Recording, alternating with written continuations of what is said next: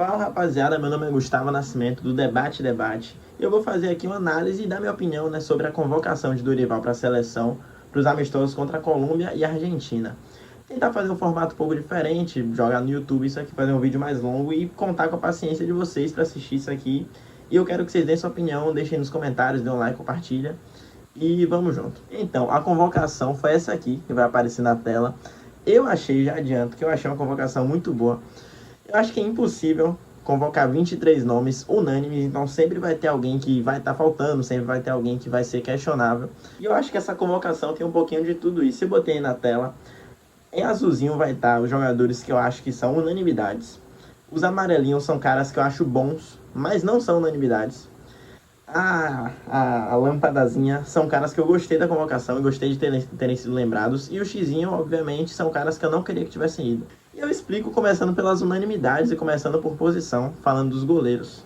Eu acho que Alisson e Ederson são caras que não tem muita discussão, são os dois melhores goleiros brasileiros em atividade há muito tempo e até que um dos dois caia muito de nível e isso não vem acontecendo. Eu acho que Alisson é o titular da seleção brasileira, mas Ederson é claramente o primeiro reserva. Indo para os zagueiros, eu acho que Gabriel Magalhães, Marquinhos e Murilo são caras que hoje são unanimidade. Gabriel Magalhães e Marquinhos são caras que já estão consolidados aí na seleção há um tempo e estão no lugar certo, foram convocados de maneira correta. Murilo já precisava ser convocado há um tempo, foi convocado na última data FIFA e voltou a ser convocado agora, de forma merecida, mas não sei se isso vai se manter, já que a gente está com Militão e Bremer lesionados. Então, com a volta dessas duas baixas da seleção, eu não sei se Murilo vai ainda continuar entre os 4 zagueiros da seleção. Indo para as laterais, eu acho que Wanderson é unanimidade na lateral direita pela carência de opções. Não sei se ele vai ser titular, se ele é o titular da lateral direita, mas convocando 2 laterais direitos, Wanderson precisa estar. No meio-campo, acho que Bruno Guimarães é um cara que na Premier League dispensa comentários e para quem acompanha o Newcastle não tem o que falar. É um cara que precisa estar na convocação, mesmo não jogando tão bem às vezes, mas é um cara que não dá para ficar de fora, sabe? E a gente tem o retorno de Neymar, que é uma excelente notícia. É referência técnica da seleção brasileira desde que estreou no time principal da seleção. Passou muito tempo longe por conta de lesão, mas estando disponível, o Neymar tem que estar na seleção. Não sei, eu acredito, boto fé nisso, mas não sei se vai estar em condição de jogo para a Copa do Mundo do Catar. Mas hoje é um cara que chama a responsabilidade na falta de Vinícius Júnior, de Rodrigo, de Rafinha chamarem o protagonismo que deveriam já ter e que já deveria ter acontecido. Eu acho que Neymar é esse cara ainda. Para um pênalti difícil, com muita pressão, para uma bola que precise de mais genialidade, para um trato a mais com a bola, sabe? É o cara que o Brasil precisa e ele tem que estar na convocação, ele tem que estar na seleção, sim ou sim. Fora o campo e bola, é um cara que é liderança e é referência para todo mundo dessa nova geração. Para Rafinha, para Rodrigo, para Estevão, para Savinho, para Endrick, Vinícius Júnior. Então não tem como não convocar Neymar com ele podendo jogar. No ataque, a gente tem quase todos os atacantes são unanimidade. Vinícius Júnior é o atual melhor do mundo e Rafinha talvez seja o melhor do mundo nessa temporada atual. Rodrigo é um cara também que não tem como tirar da seleção. Savinho e Estevão são mais discutíveis. Estevão, eu acho que ele é um talento que ele precisa vivenciar o ciclo, vivenciar o ambiente de seleção, porque ano que vem ele vai estar mais maturado, já vai estar no Chelsea e eu acho que vai ter nível para, além de ter nível e qualidade e talento, ele vai ser um cara impactante o suficiente para estar na seleção. E a longo prazo é um cara que promete muito para ser um dos melhores do mundo no futuro. Então, eu acho que Estevão precisa estar na seleção desde já. Savinho é um cara muito diferente e hoje em dia talvez seja melhor do que Estevão, porque ele já vivencia o ambiente da Europa, é um pouco mais velho e está indo bem no City, então tem que estar convocado. Hoje é unanimidade, hoje é um cara que está bem encaminhado para ir para a Copa do Mundo do Catar, ou para a Copa do Mundo no ano que vem, dos Estados Unidos. E é isso, mas eu acho que Savinho é o que mais periga mudar aí. Cortando um pouquinho, a gente vai falar dos caras que não são unanimidade, mas são boas colocações, que eu gostei. Bento, que é o terceiro goleiro, que eu acho que não tem como... Eu acho que não tem muita necessidade de discutir sobre o terceiro goleiro, sabe? A gente poderia ter colocado o Hugo, o Everton, que não tá mais como já foi, como foi na última Copa do Mundo. Outras opções aí também, mas que não são... O terceiro goleiro não joga, gente. O terceiro goleiro é um cara que vai estar na convocação para vivenciar um ambiente e ajudar nos treinamentos, sinceramente. Então, levar Bento não acho muito ruim, não. Na zaga a gente tem Léo Ortiz, que é um bom zagueiro, mas assim como outros zagueiros, por exemplo, Fabrício e Bruno, que foram para a seleção recentemente, foram bem, e eu acredito que Léo Ortiz pode ir bem também. Não é o zagueiro que vai estar na Copa do Mundo, porque tem outros bons zagueiros também no Brasil, como o próprio Fabrício e Bruno, tem Léo Pereira também, que pode ir. Fora os que estão na Europa e lesionados, Bremer e Militão. Então, um desses dois com certeza toma essa quarta vaga e pode até tomar a vaga de Murilo, como eu falei. Então, acho que Léo Ortiz é uma boa convocação para hoje, mas não é um cara que vai se manter aí para a Copa. No meio-campo, André, Gerson e Joelinton são boas convocações porque são bons jogadores. Eu acho que Gerson Eu fiquei um pouco com dúvida de botar ele na unanimidade ou não. Escolhi não botar, porque eu acho que tem caras que não foram convocados, que podem tomar a vaga desses três, no caso, André Gerson e Joelinton. Mas são boas convocações, cara. É só acompanhar o que eles fazem no dia a dia. André tá no Wolves, não tá jogando tão bem, porque o Wolves também tá mal, coletivamente. Tá indo mal na Premier League, né? Mas André é um ótimo jogador, mostrou isso no Fluminense.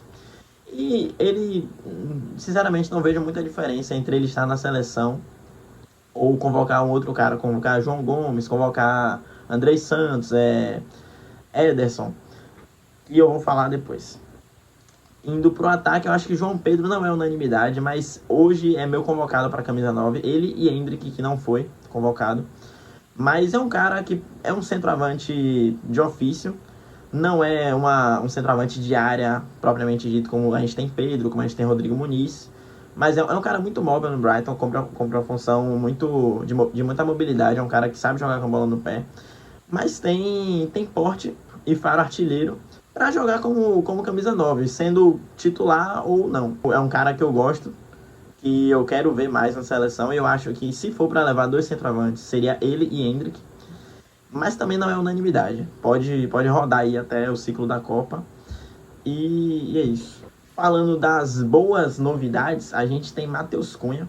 Falar primeiro de Wesley, né, pela posição. A gente tem o Wesley, que tá se destacando muito no Flamengo, mas eu também não sei se é um cara que vai fazer essa boa fase durar. Evoluiu muito, mostrou que tipo, a oscilação dele no início do Flamengo era muito mais questão de idade, confiança. É um jogador que tá ganhando maturidade aos poucos e tá evoluindo muito seu futebol, então eu acho que tem total condição de evoluir ainda mais, bater na Europa ou até ficar no Brasil e ser um jogador com perfil de seleção para jogar na seleção agora, na Copa e futuramente.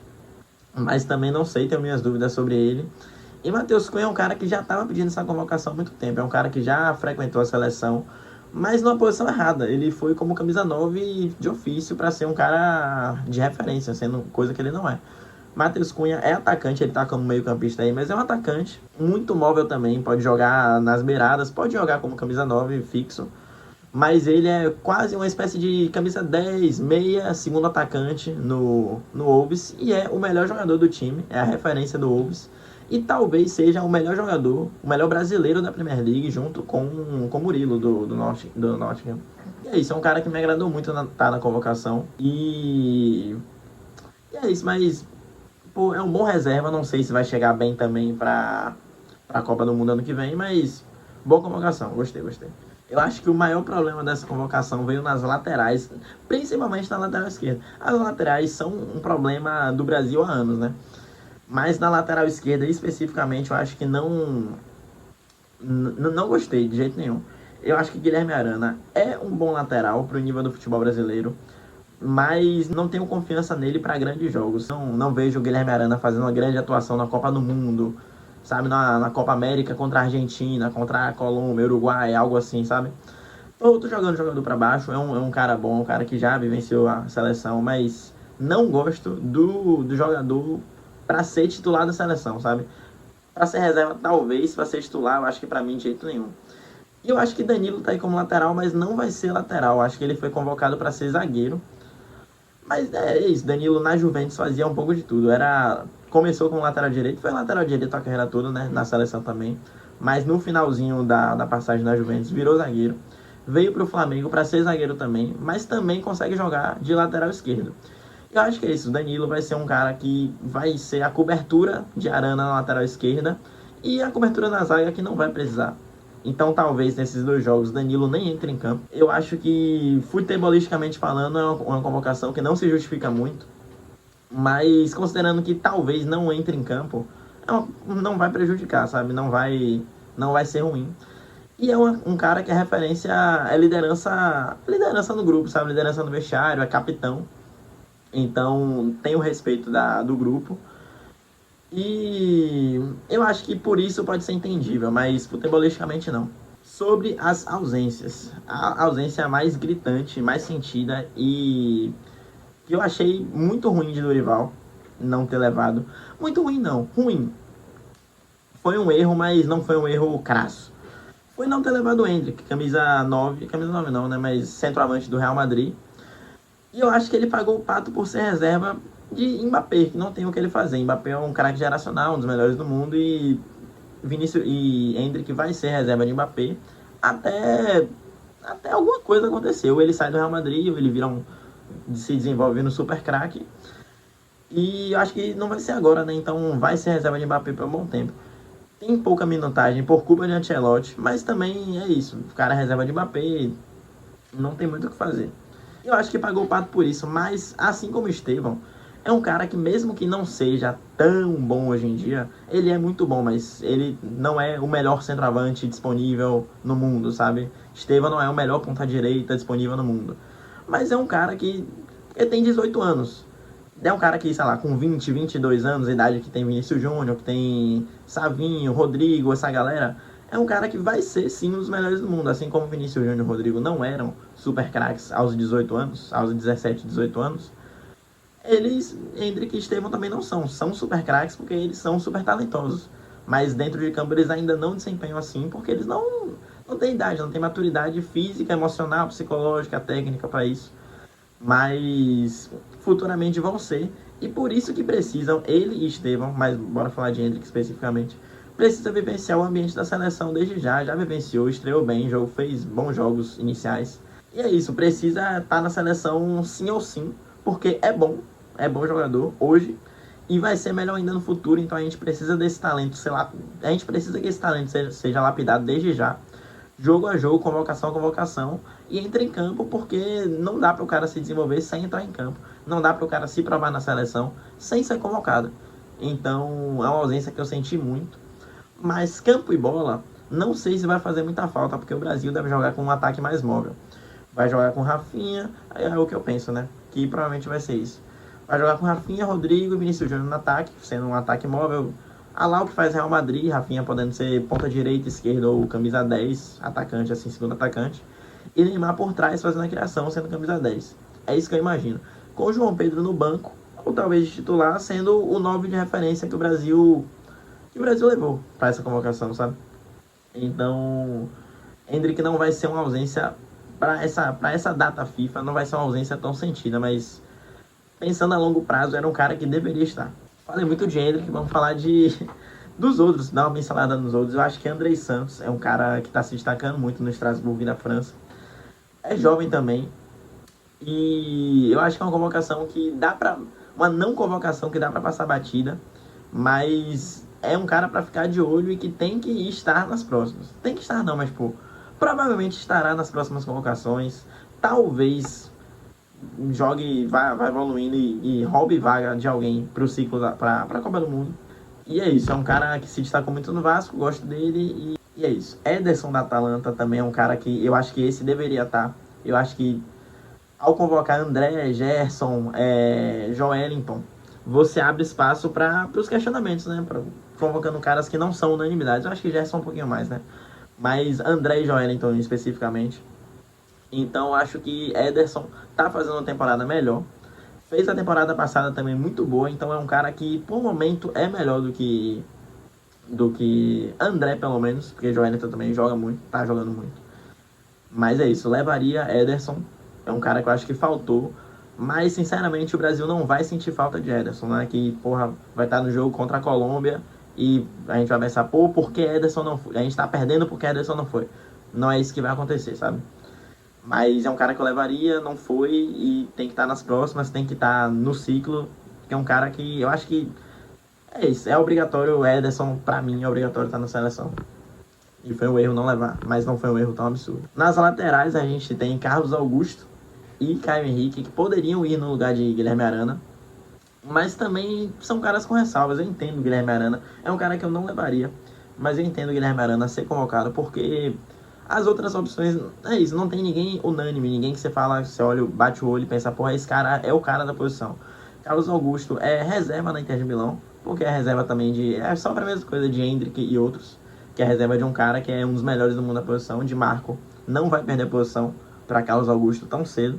E é isso, não tem sequência como titular, não tem muita minutagem, mas é bom jogador. Poderia estar na convocação. E Caio Henrique também. Caio Henrique é um cara que se destacou muito no Mônaco em temporadas passadas.